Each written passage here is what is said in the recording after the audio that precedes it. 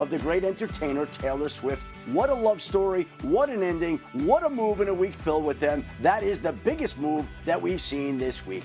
Hey, I tell you what, the rich get richer. Way to go, Trail. Yeah, they talk about swinging for the fences and hitting a home run, man. Hey, welcome to NFL Live. You already heard my boy Adam Schefter. We have Damian Woody and Dan Orlovsky here with me. I mean, Dan, you know, when you're Travis Kelce and you're going to be a first ballot Hall of Famer, you're one of the greatest players to ever play, it's difficult to marry up. He did. You can't marry down, that's for sure. Listen, all jokes aside, I watched the podcast that was on New Heights with Travis, Jason, and her. I thought she was awesome. I hope they get married. I hope they're married forever. I hope they have a bunch of kids, and have just an awesome life together in that regard. They seem great. So, to me, listen, congrats. I want to see people be happy. No doubt. And when you looked at both of them on the New Heights podcast, she was happy. Travis was happy. They're two people that love each other. And I'm so glad that all the people that were part of this is a publicity stunt camp. We're wrong. Now have egg on their face. But let's get to real football. My hometown team finally named a starting quarterback. Adam, what can you tell us about New Orleans' decision? RC, Kellen Moore, the Saints head coach, announced this afternoon that the Saints' new starting quarterback will be one Spencer Rattler. He gets the nod over the rookie second-round draft pick Tyler Shuck. They're going to head into the regular season opener with Rattler at the helm. And Rattler played pretty well. It's not like one of these quarterbacks outplayed the other by a drastic amount this summer, but it was enough for Rattler to win the job. And I think when you talk to people around the league, they believe that essentially it'll be easier to go from Rattler to Shuck one day than to start with Shuck, bench him, and go to Rattler. Yeah, that's the reason why I always felt, or at least as this preseason has gone on, Spencer Rattler would be and should be the starting quarterback. He had some bright moments as well. Shefty's right that neither quarterback stood out in this regard. But week 2 of the preseason, he led an awesome comeback late where he got hot. He's as talented throwing the football as a lot of guys that we know in this league. And now he's got a decent opportunity with an offensive-minded head coach and is still a very young and promising receiver in Chris Olave. I would highly suspect Tyler Shuck plays at some point this year. But Spencer Rattler's got an opportunity to be the starting quarterback, and now it's up to him to make the most of it. Yeah, Dan, just to piggyback off that, we know that Spencer Rattler is a very talented guy, but ultimately we know that Tyler Shuck, obviously the draft pick from this year, he's going to see the field at some point. And I think Adam said it perfectly. You rather go from a veteran to the rookie rather than a rookie and bench the rookie and go to the veteran. So at some point this year, Tyler Shuck's going to see the field. It's just a matter of when. Yeah, absolutely. When Tyler Shuck was coming out this year, I mean, Louis Riddick couldn't have been higher on what his potential could be as a starting quarterback in this league. But we forget sometimes who Spencer Rattler was, whether it was at Oklahoma or South Carolina before he was drafted in the 5th round. Incredibly strong arm, incredibly talented. But Tyler Shuck is a guy who I expect to see the field at some point this year, because if you're Kellen Moore, you have to know headed into next year, is your franchise quarterback of the future actually in your building? And if he isn't, you need to move on and figure out who that is. Totally. Now, that wasn't the only business of today. By 4 p.m. Eastern, they have to be down. Every roster needs to be down to 53. Adam, what notable cuts should we know about? RC, we saw a slew of notable cuts across the league today. Older players, younger players. Here are some of the big names from today, leading off with the Giants quarterback Tommy Cutlets DeVito, put on waivers today, essentially in New York. Desmond Ridder let go. Jake Hayner in New Orleans. Deontay Johnson, the former Steelers, Browns wide receiver. Another wide receiver, Malachi Corley, Clyde Edwards-Helaire in New Orleans. McCole Hardman, Jalen Mills, Hunter Renfrow, Robert Woods, KJ Hamler, Carson Steele. Those are some of the names. They're still coming in right now. The Browns released their veteran kicker, Dustin Hopkins. They're going to go with a younger kicker right now. So, again, huge moves. They're still coming in. As for the Cincinnati Bengals, they get their deal done with Trey Hendrickson. Give him a raise this year, a $14 million raise. He now will become a free agent after the season. He gets more money this season, and if the Bengals decide to tag him after this year, he plays at the same level he did last year, that tag will be close to $35 million. So Hendrickson will be okay there if he does get the tag, or he'll get to test the market. But the Bengals get back the man that led the NFL in sacks last year, and they need some defensive help. Hendrickson should provide that. Listen, Trey Hendrickson said he was not playing under the current deal, and he shouldn't have. He has 57 sacks since he joined the Bengals in 2021, and that's tied for 5th most sacks in the player's first 4 years with any team since individual sacks became official in 1982. And now, out of the 4 that have more than him, 3 of those dudes are Hall of Famers. That's Reggie White, newly minted Jared Allen, and Derek Thomas. You know, Dan, we felt like this was something that the Bengals needed to take care of. But Trey Hendrickson is back. This is still a defense we saw struggle in the preseason. What can we expect from Al Golden's group this year? Starting point is, will they tackle better? We talked about it all last season. This was one of the worst tackling defenses that we would watch week by week on tape. In contrast, we all felt that the Philadelphia Eagles went on to rout the Chiefs in the Super Bowl, was the best tackling defense. And my concern, RC, is we get rid of Lou Anarumo as the defense coordinator. We bring in Al Golden, who's as good a defensive mind as there is. And in the preseason, they're tackling poorly again. This is a defense that's got a very young back 7, both from their linebacker and their secondary level. So I don't think it's this, we have to figure out new scheme. Candidly, it's back to basics, back to fundamentals. There's got to be a toughness brought, there's got to be a physicality brought, and there's got to be some old school tackling principles brought. The physical talent, athleticism, I think it's there, but they got to play the basics of defense a lot better.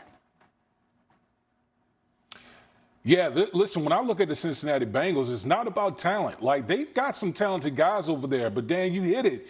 It's the fundamentals. It's the tackling group. It's the tackling for the Cincinnati Bengals because, quite honestly, they were atrocious last year as far as tackling is concerned. Now, getting Trey Hendrickson back in the mix is a big deal, but let's not forget, last year they were bad. They were bad defense with Trey Hendrickson. If this defense could just be average, okay, that could be night and day for the outcome of the Cincinnati Bengals. So remember, the Cincinnati Bengals were 3-4 when they scored 33 points in a game.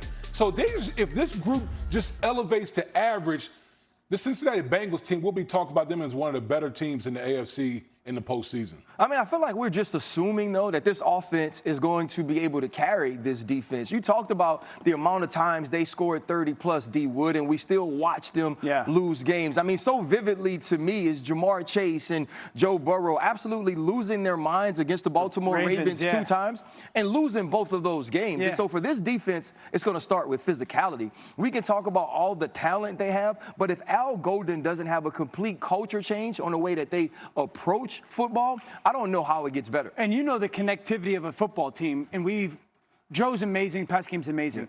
I think it's going to be interesting to watch the start of the season and just how Joe Burrow plays, because as a quarterback, when you know you have a defense that can't stop anybody, you live in a world of, I have to go be aggressive. And you got to do it every snap. Exactly. And so maybe you are overly aggressive with some of your decision makings because you're thinking, I have to go score. Whereas you have a great defense, you'll be a little bit more cautious and less aggressive. And so does Joe Burrow start off this season and maybe, a throw gets away from him because he's trying to force it in the fourth quarter and ends up being a picker? I'm not making excuses. It's just when you know you got to be that aggressive, it changes the way you play. Yeah, and I think the other piece of it is look at that preseason game, and we both said this is not how Joe Burrow plays. But could that be some of the effective thinking? Maybe at some point this year, I'm going to have to go above and beyond the X's and O's more than I ever have. But hey, guys, we are just getting started here on NFL Live. And Atlanta running back Bijan, I said Bijan because we know it ain't Bijan. Got it right. Robinson joins the show to talk about all things Falcons, including expectations for this upcoming season, and you do not want to miss that. Plus, they say you never get a second chance to make a first impression unless you play quarterback. D.O. weighs in on what makes things work out for the signal callers.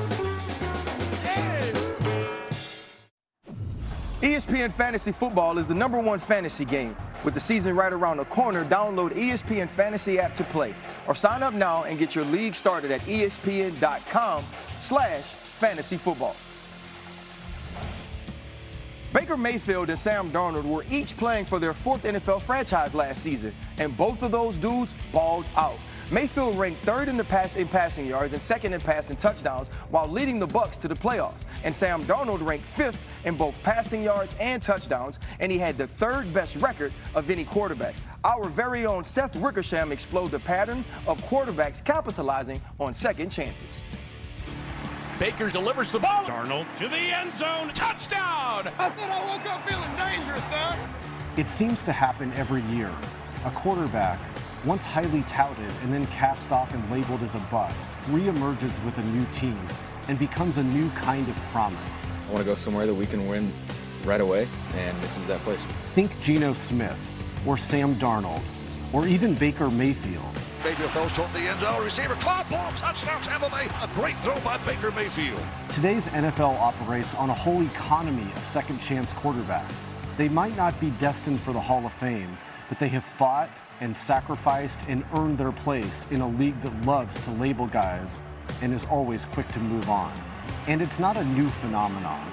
Jim Plunkett was the top overall pick by the lowly Patriots in 1970. He spent the early part of his career running for his life and was sacked 133 times in his first 4 seasons. Years later, when nobody else wanted him, Al Davis and the Raiders saw in him the kind of experience that only comes with scars. They signed him on the cheap and won 2 Super Bowls with him. Just win, baby. If a guy doesn't work out right away, even if he's in an unmistakably bad situation, there's a tendency to write him off forever. They wrote me off. I ain't right back, though. That's the problem. I ain't right back. Let's go. But second-chance quarterbacks remind us that the state of the team matters as much as the depth of the player's talent. Jack and John Elway knew this when they refused to be drafted by the Colts in 1983. You've been telling me for 3 months that I'm not going to play in Baltimore, and I know for a fact you've been offered 3 ones and a quarterback, and you turned that down. And right now you have nothing. Carl and Caleb Williams thought long and hard about it when they considered what it would mean to begin a career in Chicago. Look at the organizations with systemic failures at quarterback. The Jets, the Browns, the Bears, the Titans. Did we say the Jets? It's obvious to me right now that the Jets just don't understand what the draft's all about. But don't just look at their quarterback. Look at their whole situation. Ownership matters. Coaching matters. If a seeming cast-off can manage to find a way to hang on, to land with a good team and even sit on the bench and learn from a great coach, like Smith did as a Seahawk, Mayfield did as a Ram, and Darnold did as a 49er and Viking, he can oftentimes play and produce at a high level. Who knows who it'll be this year? Maybe Justin Fields or Daniel Jones. I understand this league and how it works, and you've got to perform at a high level week in and week out. But they're important stories too, guys worth watching, because they reveal how the game really works, how the parts of it fit together, and what happens when they don't. We're joined by Seth Wickersham, man. You know, in order to have a second chance, that means the first one didn't work out. Seth, why do you think teams are so impatient when it comes to quarterbacks? Well, really quick, I know it's a big day for tight ends, but Travis Kelce, high school quarterback. Yeah. Hey, I tell you what. I think there's other news as well. I think that context matters. And as much as we like to pretend that it doesn't, it really does. And just what we said in that piece, like, stability matters. And as few quarterbacks are good in the NFL and as few become great, there are about the same number of coaches who know offense and know how to coach the position and know how to scout it. And I think that, like, we forget, we're so quick to write these guys off as busts when they're in systemic problems. And again, if they can go to a team and learn from a really good coach and get a little bit of a reset, I think that, like, there's an entire economy that's proven that's like a place for these second chance guys. Yeah, I think one of the points that Seth makes is, like, this is not be disrespectful, but I just don't think a lot of people know how to truly coach the position, you know, and truly understand the tax that's on those guys. And one of the things I see is all those guys you kind of talked about are big-time early draft picks. Yeah. So there's talent there. Why did they make it at the second spot? Number one, they don't allow that first failure to break them. I think doubt becomes a very real thing for those young players. And, you know, a lot of guys cave to it as maybe I can't play. Maybe I don't belong. And so those guys like a Baker Mayfield dude that never allowed that to become a part of his life. Doubt never became the thing that was overwhelming. And so he constantly got better and constantly improved because he believed in himself. And then I think Seth hit it on the head. Is like, where you go is a huge part of that. I mean, you got these guys, these players all had better coaching, better situations, better support, better players around you. And so there was always the talent. I say this all the time. One of the mistakes when drafting and evaluating quarterbacks is you don't look at the bad stuff. And if you don't get rid of the bad stuff of these quarterbacks coming out of college, the good stuff will never consistently show up. And I think a lot of teams run from that. A lot of evaluators and coaches run from that because they're scared of it and they think it's not real. Yeah, Seth, these guys, Baker Mayfield, Sam Darnold, Geno Smith, they aren't the only guys that failed at their first chance. And not all of them get an opportunity to make that second chance work. What do you think it is about some of these individuals, some of those characteristics that allow them to shine eventually? I mean, it's exactly what Dan said. They didn't get broken. And I think that, that matters so much. And so whatever that rigorous resilience that they have within them, that self-confidence, that they were allowed to take a step back, understand, number one, that there were organizational issues, but number two, maybe there's things they need to get better with. Yeah. And they go to a place like Sam Darnold did when he went to San Francisco and learn from some of the best coaches. I think that, you can speak to it, but I think the game slows down when you get that second chance. Yeah, and I think a big part of it, too, is, there is a reality. You got to catch a break. You got to catch a little bit of a break. You got to go to the coach. Also, going to a coach or a place that after you fall flat on your face, having a coach and organization, GM, pick you and be like, nope, I still think you're going to be good. Yeah. I still believe that you have the talent to be a starter in this league, like Sam in San Francisco, like Baker at Carolina, and then at Sean McVay, like Geno. We sat with Pete Carroll when he handed over the keys to Geno, essentially, and he was like, he's got it. Geno Smith's going to be our guy. I think it also matters, though, when coaches don't care how you got there. Yeah. Right? So many times it's I didn't draft this guy. He wasn't my dude. It's about having the opportunity. And without the opportunity, whether you're Sam Darnold, Baker Mayfield, or Geno Smith, you don't get to have that turnaround that we've seen these guys have. Seth Wickersham's American Kings, a biography of the quarterback, is available for pre-order now wherever books are sold. Appreciate yourself. Thank you so much. Now, still to come, apparently Jalen Milroe is too good to keep on the pine. Yep. So will we see, or when will we see the newest Seahawk will we see the Seahawks soaring higher than expected and sooner? D. Wood explains why defenses may be in trouble if that's the case. What do you need to know? RC, moments ago, the Browns head coach Kevin Stefanski said Dillon Gabriel will be Cleveland's #2 quarterback in the Browns' regular season opener against the Cincinnati Bengals. That means that Shedeur Sanders, the other rookie draft pick in Cleveland, will dress as the #3 quarterback for the Cleveland Browns. But Flacco will start, Gabriel will be the backup, and Shedeur Sanders will be the emergency #3. Makes sense, deservedly so. The tape from week 2 of the preseason and week 3 of the preseason was very good. I think he plays really fast. He moves in the pocket very efficiently. And the one thing that maybe was unexpected was the arm strength was pretty significant. So I think at some point, unless Joe Flacco completely lights it up, Dillon Gabriel will start some for the Cleveland Browns. I'm going to be honest. What I like about this is with Kenny Pickett being traded, now those rookies will get an opportunity, whether it's only Dillon Gabriel or at some point Shedeur Sanders as well. I think they're set up to see if the quarterback of the future is already in the quarterback room. All right, guys, now it's time to read and react to some of the biggest news around the league. Amari Cooper signed with the Raiders yesterday, back where it all started. Cooper's numbers dropped dramatically last season, though. In 2023, he ranked top 10 in receiving yards per game and yards per target. But in 24, he ran less than 10 routes per game, averaging 44 less receiving yards per game and averaging 3.4 fewer yards per target. D. Wood, do you think that Amari Cooper still has enough left in the tank to make an impact for the Raiders? Yeah, listen, he's not the #1. We all know Brock Bowers is the clear #1, but I always call Amari Cooper a professional wide receiver, meaning he's always been one of the better route runners in the National Football League. He's not going to run by anybody anymore, but he's going to be where he's supposed to be in the passing game. All right, now let's get to the Giants, who will keep Russell Wilson, Jameis Winston, and Jackson Dart on the roster. And here's Brian Daboll talking about that today. I'm happy, like I've said, with a lot of the additions we've made and the chemistry of the group. But again, that's all talk. You got to go out there and do it at a high level when it matters, which is the regular season. But it's a player's game, and I'm excited for the players that we have on our football team. Dan, Jackson Dart impressed in the preseason. What did you see from the young quarterback? The most impressive thing was that his tape from college and the things that I liked carried over to the NFL. The pocket strength but constantly playing with his eyes up athletically. Sets backside to throw a two-man combination, an out route and an in route. But he sees that corner squatting on that out route, don't want to go there. Now I want to go throw the in route, but that safety's driving it. So there's a lack of comfort to throw that football while that right tackle's getting beat. Hang in the pocket, and now take off. But RC, he takes off, but still remains in that passing mode, athletically seeing what that linebacker does. Linebacker attacks him, finds that slot receiver wide open in stride. It's a big play.